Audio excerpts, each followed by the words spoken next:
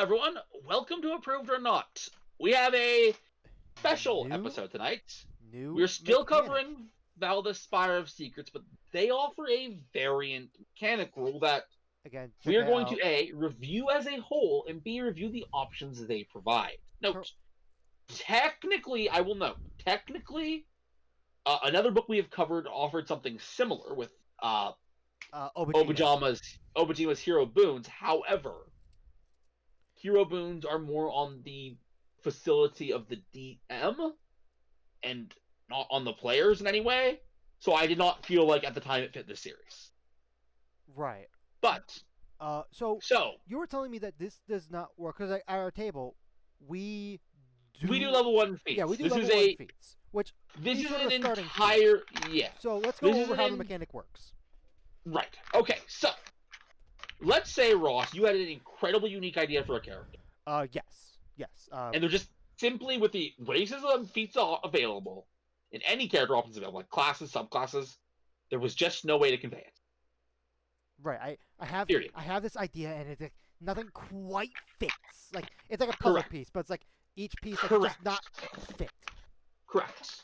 What you would do in that case is you would come to me and say, "Hey, please, I want to do this concept. Is there any way we can do something special for it?" I'll be like, "I just read Valda's. I think if we used this, that might come close. We could do that." Okay. So to be clear, these all are supposed to have both benefits and drawbacks. So my job tonight, is obviously to A, judge if the mechanic as a whole is viable, and I'll be honest, I kind of think it is. So we're gonna just move past that part I was gonna easily. say, on paper, the mechanic sounds, fair enough. It's like, Yeah. But B, and this is the most important, of the examples offered in here in this page, of which there are 15, I believe. yes, I believe I counted 15. Alright, in the examples on this page, do the drawbacks properly equate to what the benefits are? Correct. Which, here's another question. Here's another answer. I know this is a specific mechanic bit, but this is for our table's purposes, because I feel like this would come up. If I were to, I see one of the options is child. I don't know what it does, but let's say my character is a child. Yeah. With our table rules of starting with 1 feat, would we be allowed to choose a regular feat, or would this count as that extra feat? If that makes sense. As of right now, without making any alterations, it is an entirely separate mechanic. Okay. Yes. Yeah, I knew that question was going to come up eventually, so it's like, okay, let's just rip the Band-Aid off. It is an entirely separate mechanic. I think, I'm going to be honest, I guess, as I often do, I think I have to dock them points for this. Because it's a whole new for mechanic. having such a confusing name. So let's get started with Arcane. Arcane Preparation. So we have to be either a cleric, druid, or wizard. All prepared casters, I believe. Now, here is something important. Because of how starter feats work, you can only take them at level 1. Correct. That's what I was thinking. So it's like... Now, if a campaign starts later, I guess you could, but let's assume the campaign starts at level 1 for the sake of clarity. Let's assume at level 1, let's say 1 to 3. Because campaigns can start at level... I think the range well, is that is 1 true. I think when it comes to starting options, you need to pick things as if you pick them at level 1. That's fair. So you can only take this if your first class is one of these 3. Cleric, druid, or wizard. So... Which actually, that makes... actually, you know what? That makes even more sense because I'm assuming the theming is prepared casters. Paladins and artificers are prepared casters. Well, artificer wouldn't be included in this book, but paladins are also prepared casters. Let's take a look and see what they want. Instead of preparing spells normally, you fix each spell slot precisely in your mind in the manner of wizards long past.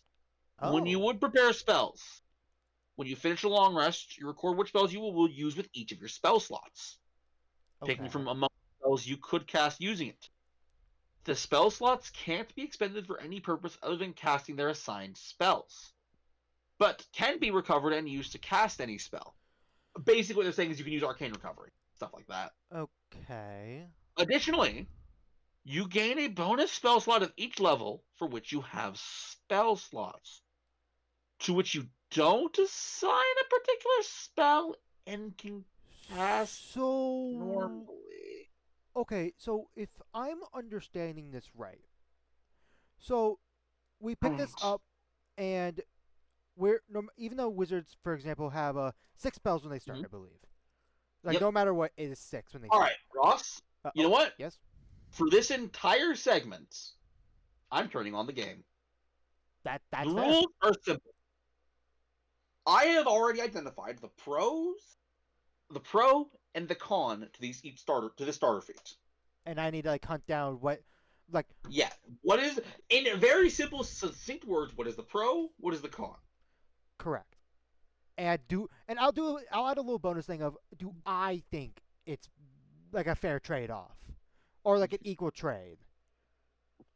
So obviously, the downside is you don't have as much flexibility with your slots. Correct.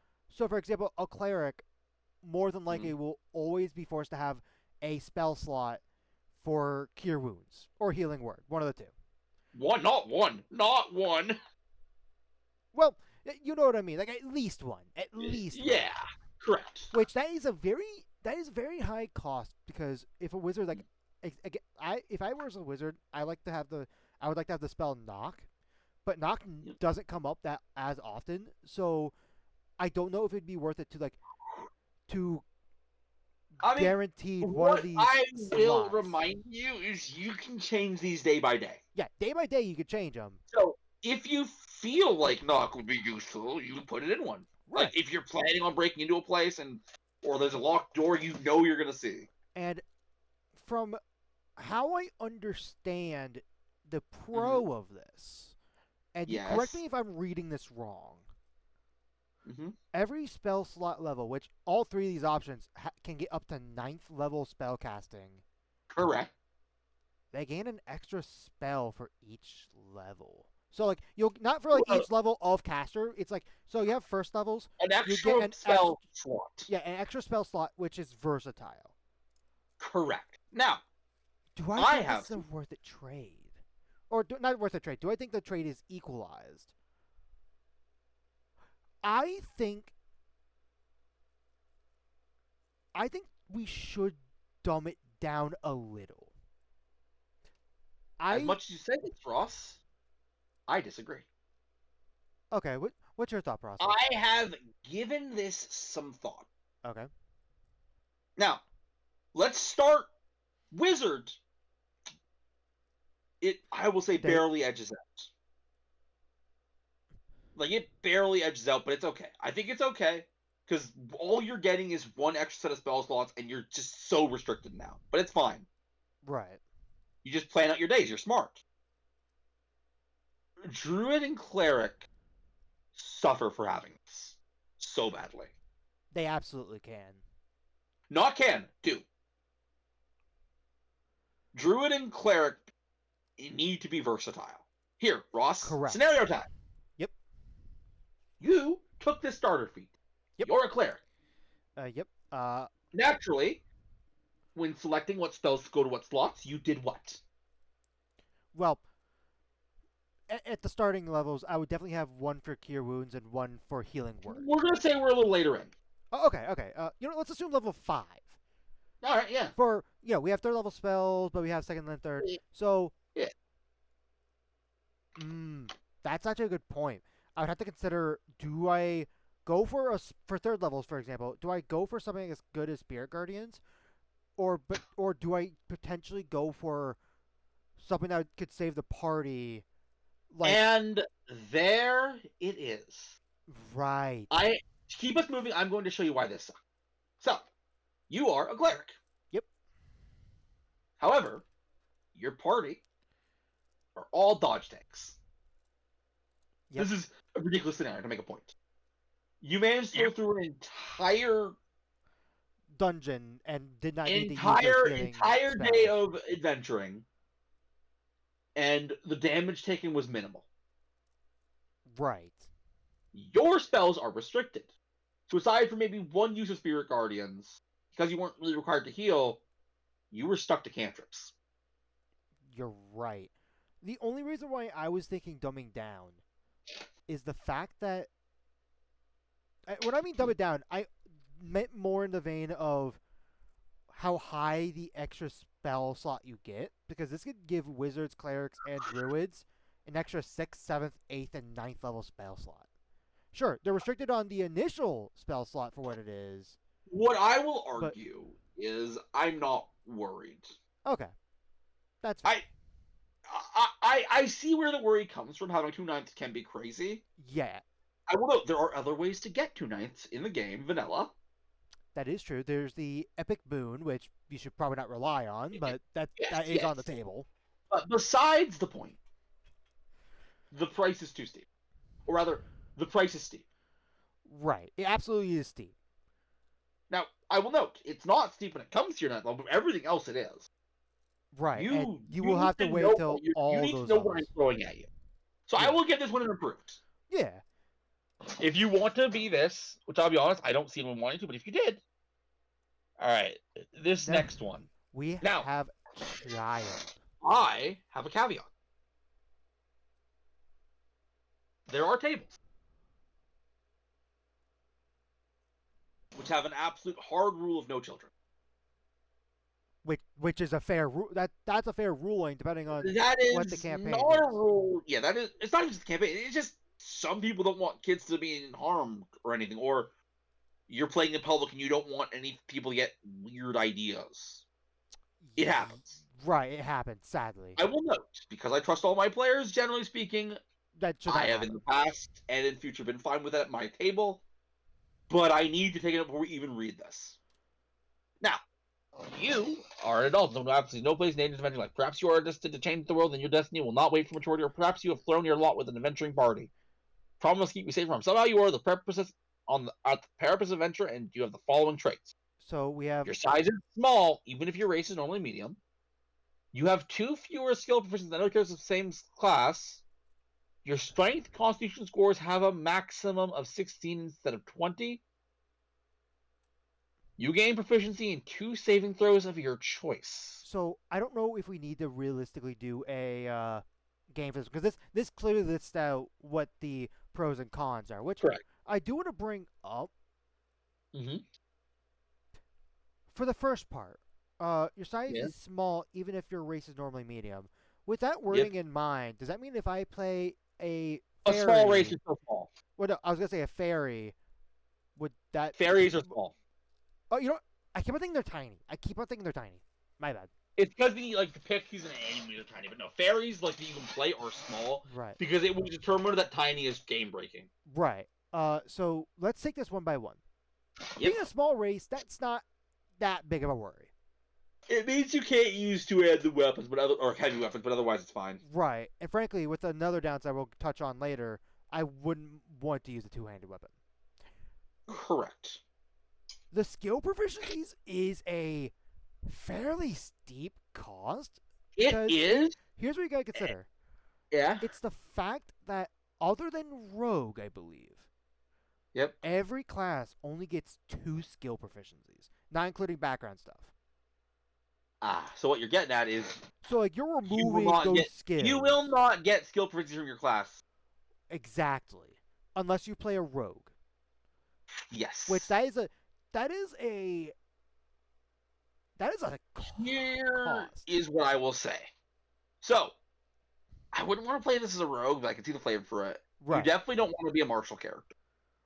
Especially with the strength and con. That is a pretty high You cost. probably want to be some kind of caster. Correct. And that being said, you're removing a lot, which, again, small, I don't think is that big of a cost. The scales, I would say, is a fairly big cost. And both strength and con, I think losing the skill proficiencies might be more heavy of a cost. Skill is definitely heavier, because here's the truth. You just won't play a build that depends on them. Right. And you can give yourself proficiency in them. And then we have 2 saving throws of your choice. Correct. I think this is the one good thing you get. The one good thing, which don't get me wrong, gaining proficiency in 2 saving throws is massive. It could be huge. It really could be huge. Heck, fun fact, because now I'm thinking about it, I don't know what other classes get this feature, so I'm going to say Gloomstalker as my first thought. Yep. This and the resilient and the resilient feat, you can have proficiency in all saving throws by, I think it's level 7 is when they get proficiency in wisdom saves. But that's specifically one build. You really had to say that, didn't you, Ross? It's something that has to be taken into a factor. So, what does it cost? What does it cost to get proficiency in all saving throws? So this is going to be the deciding factors whether I ban this or not. So it would cost you one of these options, which so far... Correct. But I'm not concerned about that. It would cost you at least 7 levels in Ranger. I know, I think it's Samurai also get options. Like, they specifically are Wisdom. Like, okay. You have your original skill proficiencies, then Wisdom. Then you also have to, no matter what, pick up at least 1 feat to pick up Resilience, something. I think the cost is steep enough, but I'm going to put an asterisk. Approved with an asterisk. Okay. Which means I'm going to keep an eye on it if anyone ever chooses to use it. Oh, normally we've done asterisks. We've added a little extra message on it. Yeah. That's the extra message. Yeah, there are no other... or there's not a lot of ways to have a class gain proficiency in a saving throw. Other than, using a feat or those limited other options. No to this one. Absolutely no to this one. What is this? Let's see. So you have to be medium size. Diminutive. You were born much smaller than others of your race or simply never grew to full stature. You were small instead of medium. Additionally, suffer no penalty for squeezing into a space that is only large enough for a tiny creature. Yeah. Do you remember what I literally just said? Yeah, wait. How does that make sense? Also, where's the downside? I guess the downside is that you're small, but this also makes me small and does a bunch of other stuff. Yeah, what? Wait. Yeah, no, this one's hard banned. Yeah, well, okay. Yeah. Banned. Also, I'm not saying what to your opinion, because I'm in full agreement. I'm like, wait, why? I'm like, why? Dual Soul! Which, we took a glance at this one because we thought this was the one that Carrie was talking about. It wasn't. Right. But also, ironically enough, this is one... So what does this do again? Yeah. 2 souls occupy your body, vying for influence. What it sounds like to me is if in character creation for Out of the Abyss, we knew about this book and knew that this existed... we would have given this to Neo. We would have given this to Neo. Right, which is very fun. Which is very funny. Your souls can be telepathic to one another, but only one soul can control your body at a time. The soul that does not control your body can see through your eyes and hear through your ears. When you finish a long rest, roll a d20. I mean, this isn't really what he wanted, so what he would have wanted. On an odd roll, the control of your body switches. The 2 souls within you have different backgrounds, different skills and tool proficiencies, as well as different languages. You only have proficiency in these skills and tools and can only speak languages carved from souls. Background, well, it is in control of your body. We could. Yeah. It doesn't give you an entire new class. Yeah, it just gives you It just shifts your proficiencies around a bit, honestly. Right, and you don't have proper control over it. So I think, honestly, we're not changing. I don't think we're rewriting Neo's character to use this. Right. That's silly. But I feel like we would have pushed this on him if, Yeah. Yeah, no, it's fun. Elderly. Oh boy. Old kid catches us all in and you feel it's mostly as you center your... However, you're not done with the life adventure. Perhaps dungeon delving has been on your bucket list for decades and you've never got around to it. Perhaps you're a mercenary that has taken... has been alive, and you have no plans to stop now. Choose or roll the number of benefits from the following. Any number of benefits from the following table, even none, and an equal number of drawbacks. Okay, so there is a. So you can have all of these, or you can have. Okay, so. So what are the pros first? Let's see. You get proficiency in history and insight. That's nice. Proficiency in 2 sets of arts and tools. Okay. You can always add your proficiency bonus status against being charmed. Which, fun fact, when we were originally taking a glance at this and not doing it for approve or not yet, I had made a comment saying, even if we have proficiency in wisdom saves, I don't know other charm effects that rely on anything other than wisdom. However, I do want to bring up Kiri. Because in the guild, his thing is on charisma. Correct. Anyways, so carrying capacities have a 13 is treated as a 1 of a roll when it comes to intelligence checks, and disadvantage on perception checks.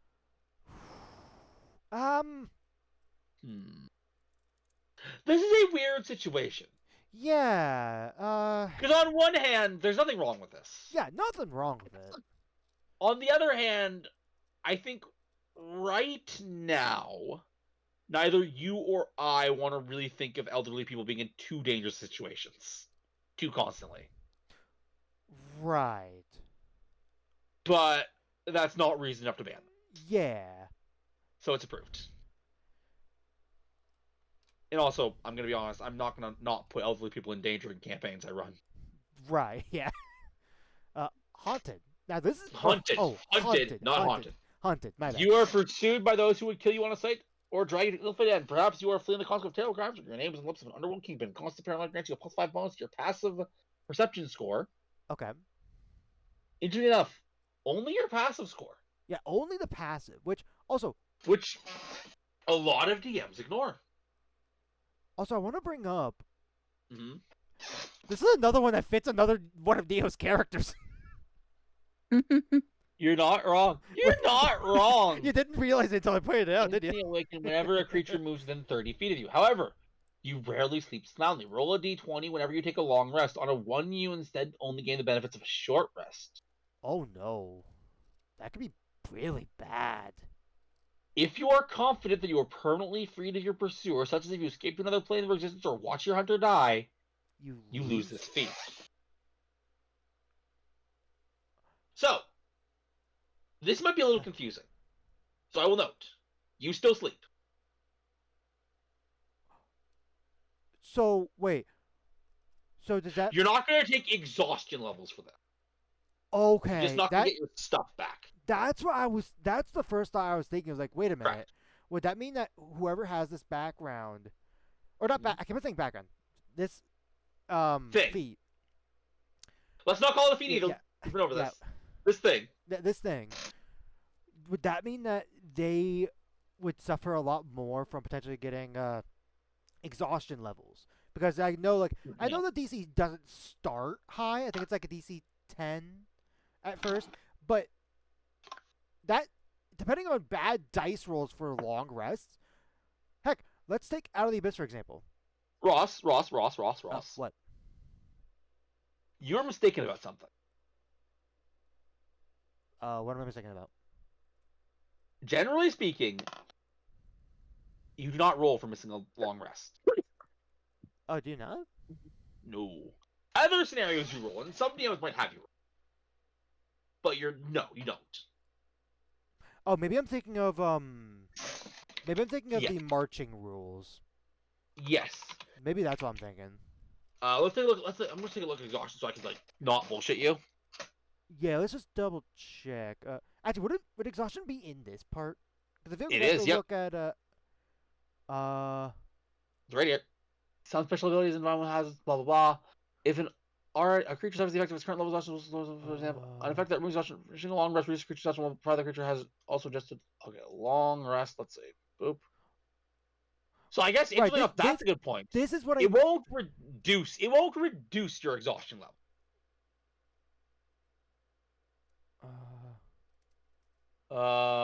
Any character must have at least one hit point inside the rest of the game's matches. So the character also gains.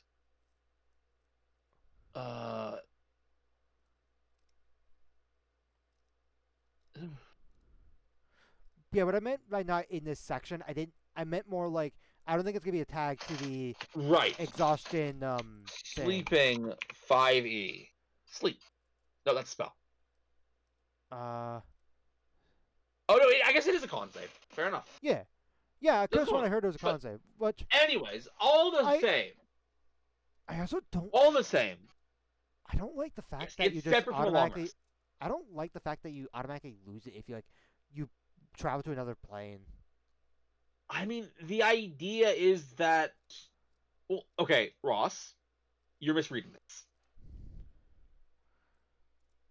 You're misreading it. Oh, am I?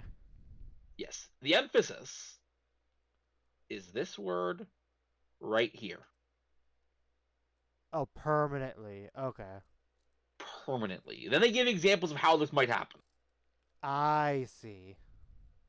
I think the idea is maybe the campaign starts in the Nine Hells.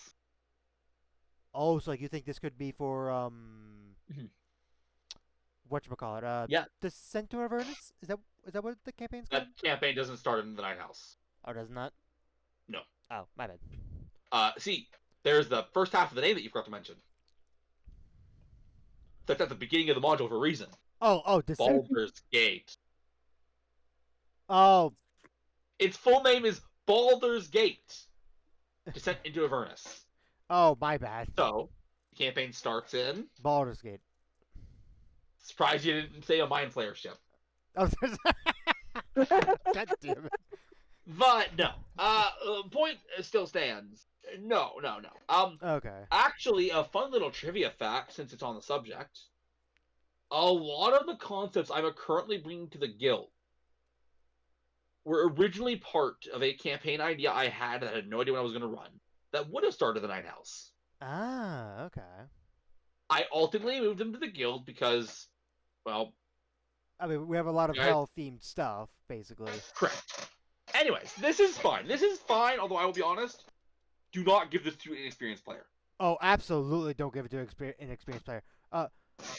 Also, all right. Should we add a note that you would still, like, you're still, like, sleeping for the purposes of not needing to make a con save or gain If you would like to, yes. If you would like to, yes. It's not important. Okay.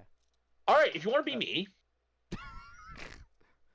Due to injury, illness, or incident of birth, you are unable to see as others can. Instead, you rely on a highly strained sense of hearing and on aids like white canes. Oh, this is not me. This is just full on blind.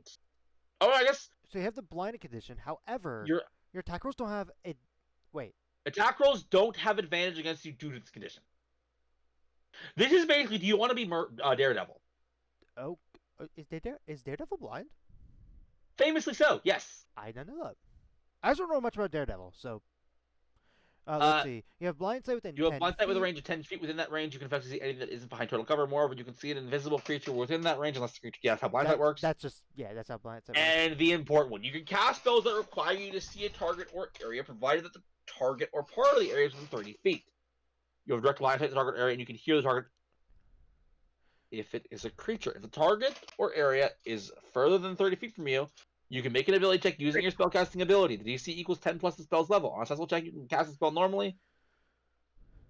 On a failure, the spell fails, and spell slot is wasted. You are immune to spell effects such as Medusa's petrifying gaze that require you to see. Ross! Because we have to have one every time, it's time for everyone's favorite game. Shit or Broken. Raw versus Rye edition. I am going to save you some trouble because this is a lot. I am focused on this paragraph. Okay, because... So... You're having to make a check. If a creature's more than 30 feet away from you...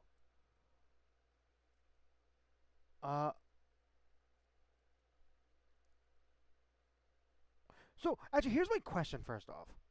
Does blind sight, at least in the way that this is talking about, still allow you to be like, we had this conversation with invisibility, where like, oh, this, for example, this ogre got attacked by our invisible rogue that has greater invisibility. Yes. You see them. We could still like hear them like as they like moved away, so like we can track them down.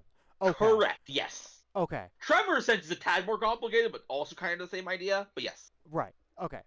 So I want to nail that down real quick, just so Yeah. we could still really fairly confidently, unless they hide.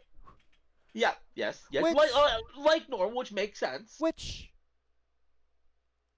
doesn't the blinded condition give you disadvantage on perception checks based off of, at the very least, sight? Well, actually, wait, no. You wouldn't be making them just based off sight, would you? Wait, that's a dumb question. Yeah, you're right. I'm stupid. All right, anyway, but no, so, keep reading. Come on, figure this out, Ross. You got this. This one's not hard. This one's not hard. So you have to have direct line of sight of the target or area. Okay. You can hear the a target if it is a creature, if the target or the area is further than 30 feet from you.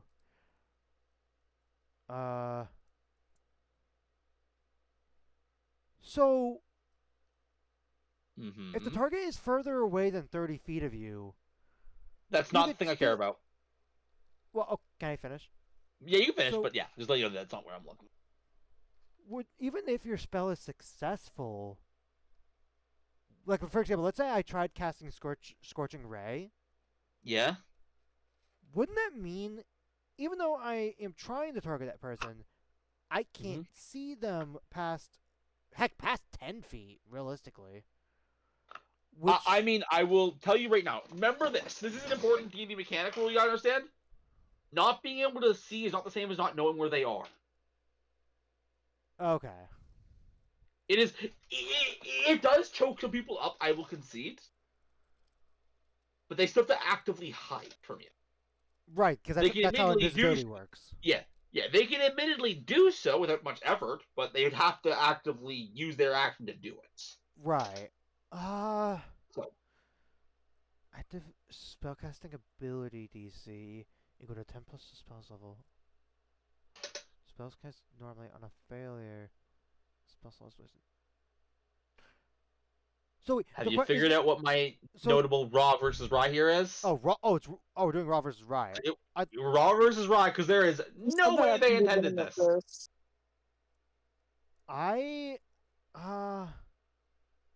Okay, Ross. Would you like me to help you out a bit? Because I want to really show you how bad this is. This is. Ready? Okay. All right. Reread the first sentence again, and I will tell you when to stop. You can cast spells that require you to see a target or area, provided that target or part of the area is within 30 feet. You have a direct line of sight of. Read that again. Direct line. Oh. Yup. That's why I am confident this is Raw versus Rye, because if that's how it's supposed to work, we can ignore this entire paragraph. Yeah. Yeah, you see the issue? I will give you this. Technically, because how blind sight works, you do have a direct line of sight within your 10 feet of blind sight. Yeah, specifically of 10 feet. But obviously that's not what they meant. Oh, yeah, no, absolutely not. Because otherwise this entire rest of it is useless. I think they were just using normal D&D terms and kind of messed up. Right. So, also here's my question, because I'm looking back on earlier paragraph. Yeah. So specifically, creatures don't have advantage on you because of the blinded condition. They normally do. Wouldn't that not be the case if you can technically still see them through blind sight, if they're within the 10 feet radius? But Ross, repeat that sentence you just said. If they're within the 10-foot radius. Yeah, repeat that again. Within the 10-foot radius. Do you know what this means? What that means? The whole feature means? That it's even beyond the 10-foot radius. Right, no. So if you... Alright, ask your question, because I don't want to, preempt you here. Oh, no, I think it probably answered it fine. Yeah. If you don't intend to ever be anywhere but beyond. That's crazy. No, they're archers. You're going to have long range attackers attacking. Right, archers. Spell attacks would still be applied. Like with another one we had already looked at, if your visual impairment is ever remedied, which I guess it can through the regenerate spell, you'll lose this feat. The GM should discuss with you whether or not removing your impairment is appropriate for your character. It is always a possibility, but never a requirement. So that's it for that one. Which we're getting there. We're getting there. Which what are your thoughts? Here's the thing, flavor wise, do you know what class I would play with having this? Monk. Yep, monk. I mean, that's Daredevil. Which you don't know. But anyways, this is fine. Like, I've given it some thought. It is fine. All this is really doing is getting you on equal lines. I will say this. Little tangent. Critical Role had a, as a guest character for the second campaign, had a blind cleric. Oh, really? The way they got around it, because you know how all cleric spells are. Yeah. They had a familiar. That's fun. That's fun. That's a fun idea. It is. It absolutely is. But anyways, let's carry on. So we have Jinx. Jinx! You owe me a soda. God damn it. Anyway. Choose a number between 2 and 19.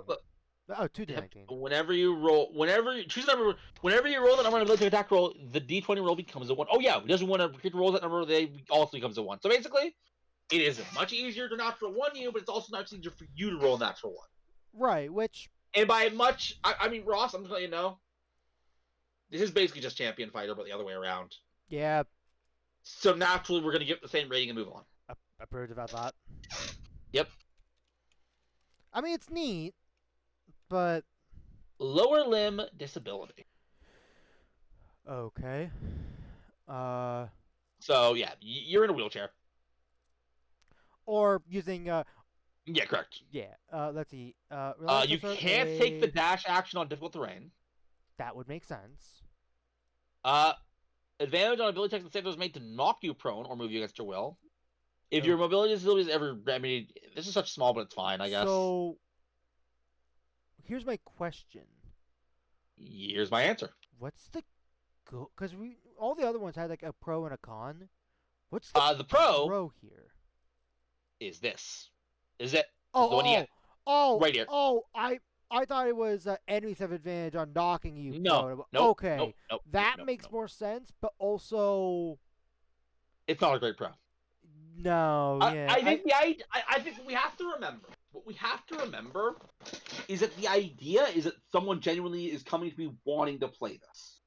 Right. Not they're looking to be balanced or looking to be good. This isn't. You don't pick any of these because you think it's optimal. We could have also given this, even though it happened after he was already rather powerful. We could have given this to Destin's dad.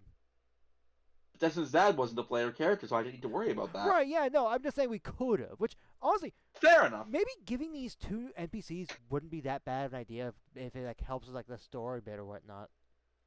Maybe you don't have to. You can just do stuff to the statue to reflect things. That's true. This mechanic only works for players. So I guess without thought. I'm not gonna go without thought. Okay. It's okay. Again, what you gotta remember is, what you have to remember is that these can be bad. These are honestly capable of being bad without an issue. Right. Prophesize. Your future, or at least the moment, has been precisely foretold. Perhaps the foretells saw the future. We were born accordance. Choose the prophecy that's been made of your future and share it with the GM. If or when the prophecy comes true, you do not roll attack rolls, ability checks, or saving throws for the duration of the prophesized event, as they have already been fixed. The GM decides the result of your rolls instead. Nope. 2 reasons. That literally, any module will be so my prophecy was I was gonna beat Tiamat. That's not it. Oh, no? So, reason number 1, this is the one that can apply to all tables. Prophecies, unless everyone's got a prophecy, are a great gateway to main character syndrome. That's a good point. That is an absolutely good point. Reason number 2, and why, even though I trust all of you guys, I wouldn't allow it on my table, personally, goes against my lore. If you remember, I have established in a previous campaign that all player characters are what I call fate touch, and that is that they defy prophecy. Right. I can't have it be said that you defy prophecy and then have there be a prophecy about you.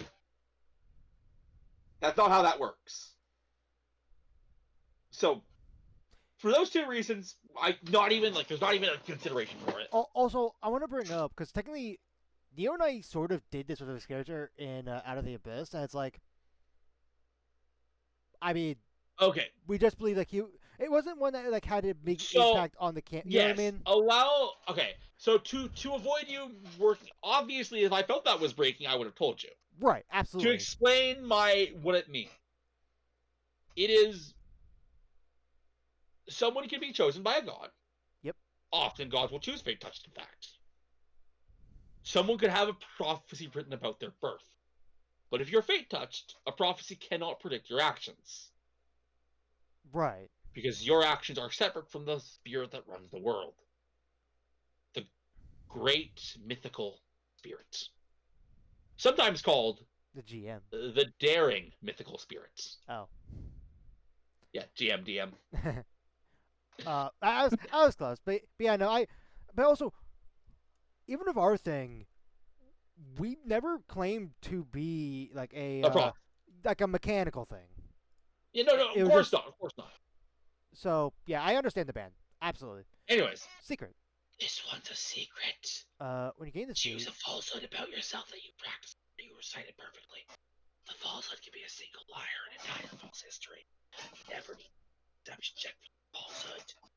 This is an ability some people just get, so I can't ban it on. So it's approved. Yeah, I was gonna say, wait, can't you just get this through a?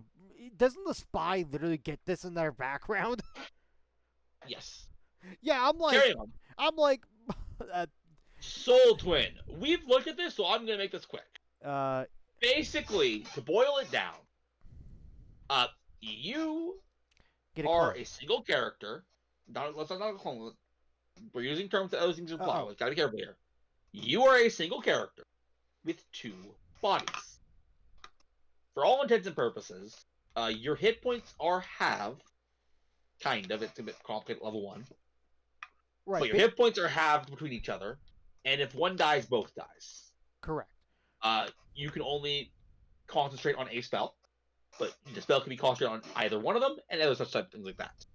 This is fine, though. Make sure that both player and DM understand what they're running, because it can get complicated. Right. No, this can be absolutely complicated. The reason we've already looked at it is because a player has talked about wanting to play it. Right. Which is a cool concept. Next up is Survivor. You lose proficiency in a saving throw of your choice. And then add when you fall to 0 hit points and begin to make death saving throws, you must fail 5 saving throws to die. Approve of that thought. No. Really? This is the first one where I think ultimately the con,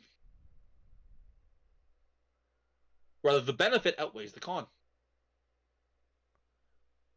Like you're questioning if it does? No, it does. Here's my thing. We literally were talking. I was literally hyping up how proficiencies were in a previous one of these. Correct. Losing a proficiency. That is such a dramatic cost. Correct, but for an extra 2 to death saves. Which, granted, that does increase your odds of, at the very least, stabilizing. Because instead of what? Before I go, there are 2 things I want to point out. The first one is this word right here. Of your choice, which, yeah, you could choose any It means you can build around it. You could. My second point. If all you were adding was 2 to death saves, I would agree. But that is not what's happening here.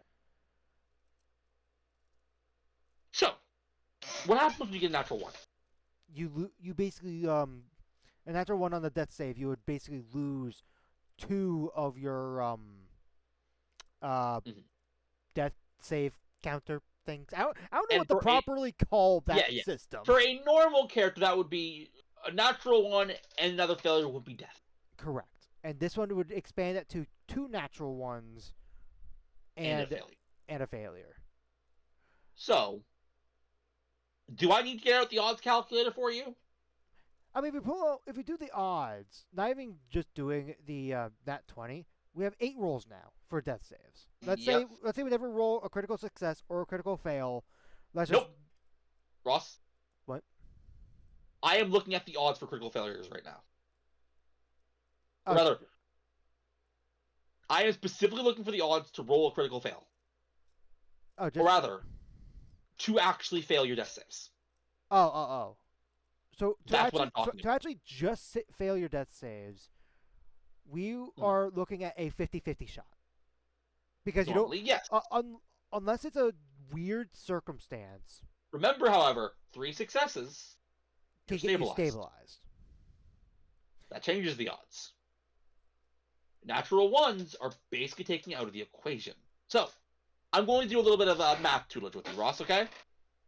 I am not a math expert, but even I can see this, so bear with me for a second. Okay. You know what? Monk. Okay. Yeah, this is the plan, okay? So, these are your death saves. Why is it suddenly changing color? Oh, it just does that. Ignore it. That's so weird. Anyway, yep. Alright, so these are your death saves. So this is a normal character, right? Yep. A 1 in 20 shot, you get a crit fail. Yep. Which is and a crit fail. Two of them gone. And a crit fail and a regular fail is it. Yep. That is reasonable odds, I'd say. Yeah. You add these 2 in, the numbers change immensely because you now need 2 crit fails and a regular fail to die. At least that's the quickest how you would die. Correct. Or 2 crit or a crit fail. Yeah. My point with that is this substantially increases the minimum amount of turns it takes you to die, and more importantly, it substantially lowers the odds of death. It does, but I want to bring up 2 things. Mm-hmm. So the first one, and this is I think still losing an extra proficiency, even if it's one of your choice, is still I think it's a really high cost because instead of going down, what if a good number of times that proficiency and that saving throw ends up keeping you alive? Then you just get the saving throw back. Exactly. But also... Did you hear what I just said? You said exactly like you were agreeing with me. There's no way you were agreeing with me because... Wait, what? You get the saving throw back. You take the resilient feat. I feel like the resilient feat is... Sure, you can get it back. But resilient is really useful for... Let's say, for level 1, I'm a spellcaster that doesn't get con proficiency. Again, anyone Ross, that's not a sorcerer. Usually, resilient con is a really... Resilient con is probably one of the official feats, one of the most picked version of resilient. Next being again, Ross, wisdom. I get what you're saying, Ross. I get what you're saying, but I have 2 points to note. Okay. You seem to really dismiss why the of your choice caveat is so important here. Normally, you get 2 saving throws with any class you pick, yes? Correct. Now, generally speaking, they're usually, but not always, for skills you are pretty good at, or you're expected to be pretty good at. Yeah, it's like fighters is strength and con, rogues is dex and intelligence. Early game, presuming you are leveling up as optimally as possibly, which you might not be, I will acknowledge, but presuming you are, early game, the difference between a saving throw you're proficient in and one you're not is going to be pathetically minimal to not matter. That is the truth of it. The odds that this will matter early game are low. Okay. Death saves, on the other hand, early game, are absolutely going to matter. That's true. But I'm not done, because you're right. Early game, maybe this is supposed to be a high-level campaign and you're sacrificing late game. That's why I bring up the resilience. Sacrificing one feat to give yourself the boost that you so desperately want, if it is so desperate for you, is not a sacrifice at all. And it basically undoes the decision you made. And I will say, here's also something that we haven't started considering yet. So, when it comes to death saves, we've only considered the rolls. But here's also something I think you have to talk about. If an enemy decides to attack you. Yeah, but I'm in the same boat for that. It changes the numbers. It does change the numbers. Because it's automatically a critical hit because you're, unconscious, which... but yes, everyone knows about that. Yeah, but back to change. Yes, it changes the numbers. But again, that is my issue, Ross. I think, Ross, I'm going to give you your goal here, and I do not think you can do this, but maybe you can prove me wrong. There are two things you need to outright prove to me for me not to ban this starter feat. Oh, you're thinking of outright banning it? Yeah, I have not been making that clear. I thought you were just trying to convince me that it was outright good, which No, it's OP. I am trying to tell you I'm not allowing it. That's what I've been trying to tell you this entire time. So that's one goal of trying to convince you not to ban it. Yes. So there are two things you have to convince me. And if you cannot convince me of both, I will not change my stance. Okay. Thing one. You need to somehow convince me that it is going to genuinely hurt a build that had no intention of getting Resilient Con without this starter feat to take Resilient Con. And I mean hurt. I don't mean, oh no, I don't get that one ASI or that one feat. I mean hurt.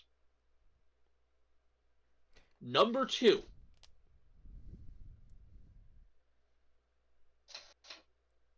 You need to show me why this doesn't break the early game. Okay, so first note, this is more of a joking it, not joking one. The Martyr got this ability. Not right. Neither. That's why I say it's a sort of a joke one, because neither of us care.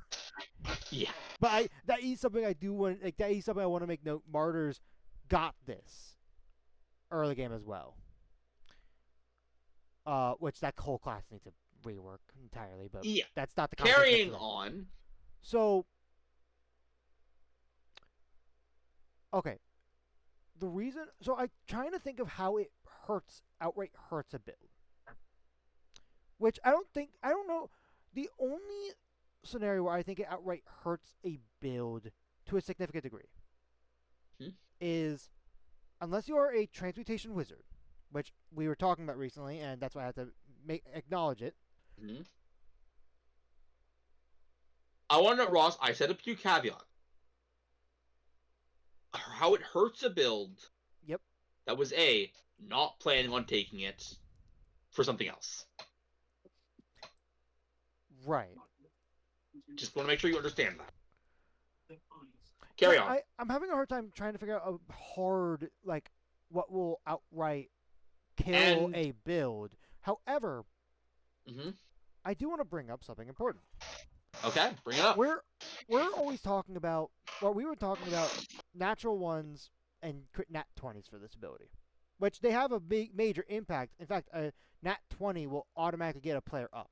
I mean, I will note, Ross, if you genuinely want to drop them from the conversation, you will be giving yourself a major disadvantage in this debate, but be my guest. Well, I'm starting off at the other end first.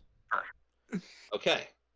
Because I'm sure there's probably some build. I just would have to think about more where that would be.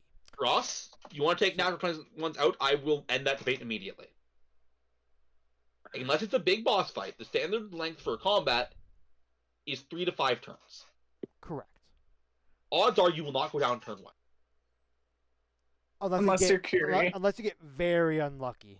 So if no natural 20s or 1s occur at all, it will not be possible to die.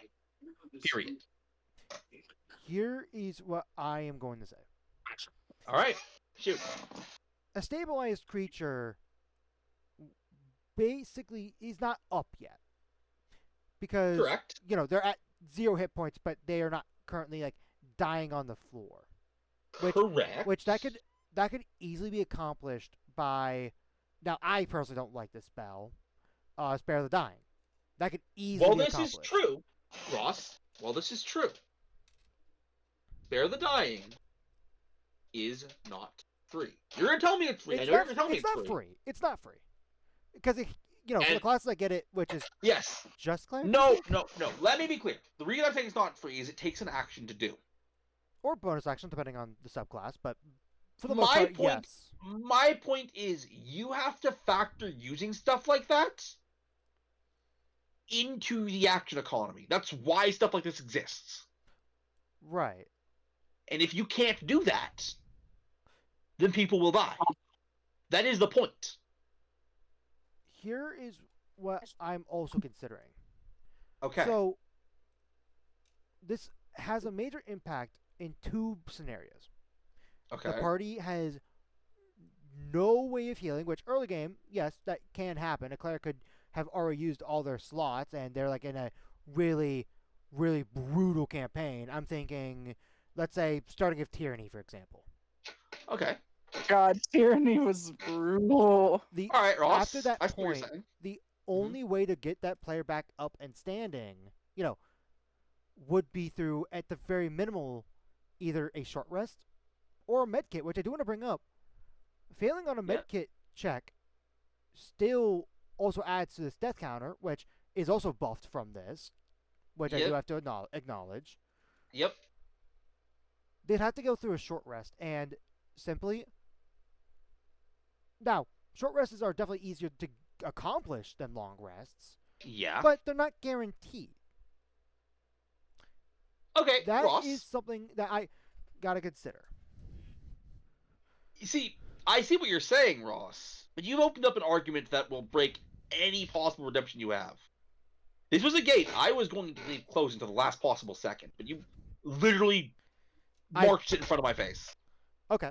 What is this? The purpose of death saves. So, what happens, Ross, if there is 1 healer to a party and 2 guys go down? Well, we're not going to assume any special abilities or so. It's a standard healer with reasonable spells and no special attributes. Yeah, let's just assume. Keep the sample simple. Yeah, don't even give an example. Don't even give an example. So, what do you do if 2 guys go down? Well, I would probably heal the person that is further along the death save train. But let's say they go down the same turn. For ease of my example, to make my point. In that case, I would try to. Also, let's you assume have that to make a decision. Right. No defining features. This is. Oh no, I was just gonna say we're assuming they're next to each other. Like they're both in easy range of me to cast Cure Wounds on one of them. Yeah, yes. That's what I'll give you that. I will give you that. Yes. In that case, it's a hard choice, right? It would be. But it absolutely would be. Let's change that now. Okay. One of the guys who goes down. Also, I'm happy you brought up the Charlie problem. I love that. That is idea. what it is. It is. That is what being a healer is like sometimes. One of the guys who goes down has this feature. Everything changes, doesn't it? It can. No, it can. We are going with the most basic scenario here. No specifics, no classes, no information other than what I just said. Well, I was going to say, here's something that I also consider. Like, I think we have to consider factors like initiative is very important. Well, that is true, Ross. There is a reason I'm discounting it for the scenario. Okay. Because flat out, in most average scenarios, it is a tough choice. You would probably decide based on who would be the most effective in a combat, right? Right. Who would do the best for you guys then and there. But if with this guy who has five death saves, we're assuming that they got that at the same time. Meaning, unless someone is going to attack him, which let's be real, usually you don't, right? I think it just depends on who you're fighting. Like if it's like a wild animal, like that. Usually you don't. Yeah. As a DM, I usually make a point not to. Right. Yeah.